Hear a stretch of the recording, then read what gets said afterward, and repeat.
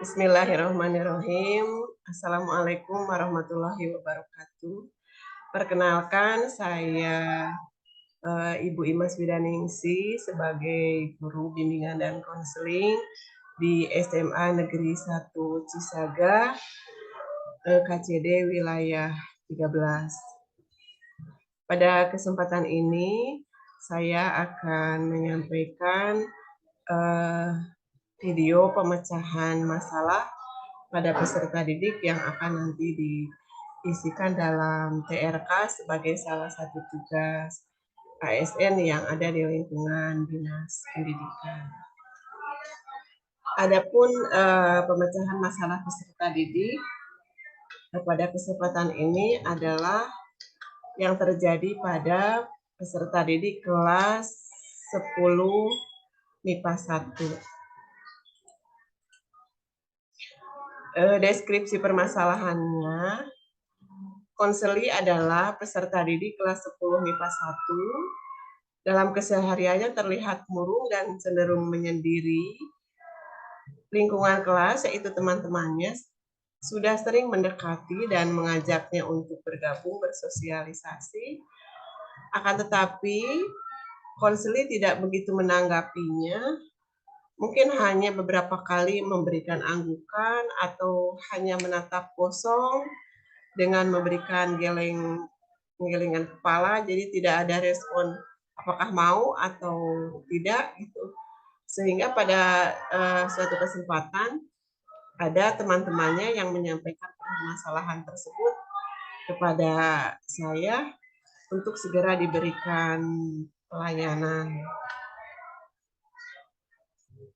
Sebagai akar permasalahan dari masalah yang dihadapi oleh peserta didik yang ada di kelas 10 MIPA 1 ini, kelihatannya konseli itu kurang mampu bersosialisasi dalam lingkungan yang baru dan sepertinya kurang percaya diri, sehingga dia merasa malu atau mungkin bahkan takut untuk berbaur dengan teman sekelasnya. Sebagai alternatif solusi, saya mengundang konseli ke ruangan BK. Saya memberikan layanan konseling individual dengan teknik empati dan eksplorasi.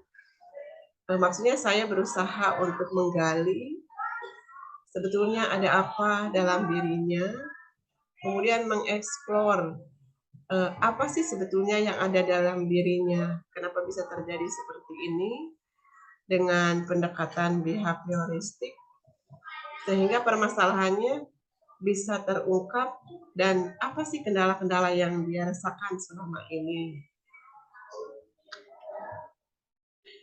Dan setelah dilakukan proses konseling individual, siswa mulai terbuka, mulai bisa diajak komunikasi.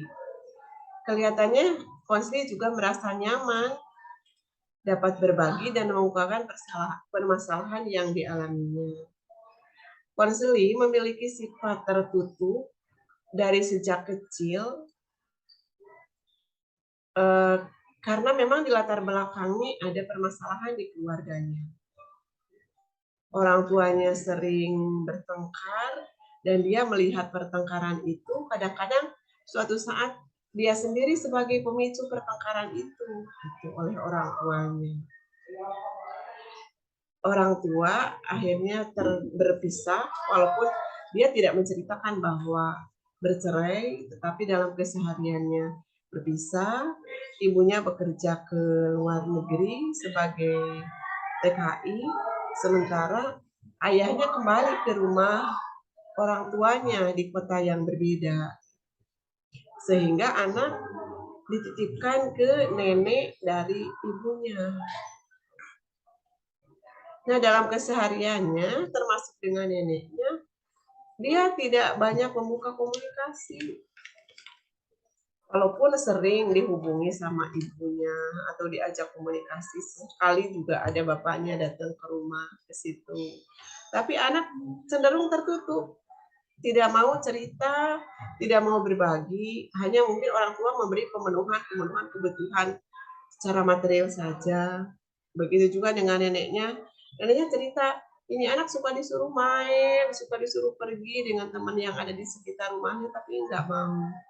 Ternyata memang anak merasa minder, merasa tidak percaya diri karena eh, tidak seperti teman-temannya yang memiliki orang tua. Ada di rumah, diberi perhatian penuh. Nah, sementara dia begitu. Jadi dia daripada ditanya sama orang, daripada malu nanti ada orang mengatakan hal yang tidak-tidak, dia lebih baik mengurung diri di rumah, menyendiri di rumah dengan aktivitas-aktivitas sendiri di rumah. Tapi setelah mengadakan konseling individual, dia sepertinya mau membuka diri dan mau berbagi, termasuk dengan kami juga dia mau, dan dia juga berjanji mau berbagi dengan temannya, karena saya sarankan untuk mencari teman yang mungkin dia bisa percayai, yang dia bisa berbagi. Katanya ada teman walaupun tidak sekelas, tapi satu daerah yang katanya kalau pulang sama pergi suka bersama-sama. Saya bersyukur uh, bisa mengantarkan anak, walaupun belum terlihat betul hasilnya, tapi dilihat dari pemantauan selama udah mulai pembelajaran ini, anak kelihatan mulai ceria, mulai mau berbagi dengan teman-temannya. Sebagai sumber rujukan, saya mengambil dari buku Psikologi dan Pengembangan Diri, karya Berlet Effort, penerbit Pustaka Pelajar.